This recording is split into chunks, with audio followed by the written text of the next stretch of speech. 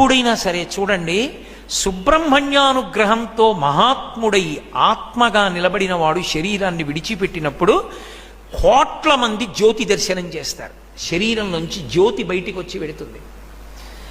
నేను మీకు కొన్ని ఉదాహరణలు చెప్తాను. మీరు ఆ సంప్రదాయమునందు అనురక్తి కలిగిన వాళ్ళు కాబట్టి తరువాతి పరిశోధన మీరు చేయండి. నేను మీకు కొన్ని ఉదాహరణలు చెప్తా. అపర సుబ్రహ్మణ్యావతారులన్న పేరు ఉన్నవారు భగవాన్ రమణులు.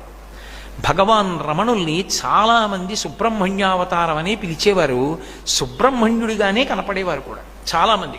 ఆయనే ఒకసారి చెప్పారు, అకస్మాత్తుగా ఆయన పొదల్లోకి వెళ్ళిపోయారు. పొదల్లోకి వెళ్ళి బయటికి వచ్చి, అయ్యా ఎక్కడికి వెళ్ళారంటే వారి నోటి వెంట అబద్ధం అవసరం, ఆయనకి ఏముంది, కృత్తికల పాలు తాగి వచ్చానన్నారు.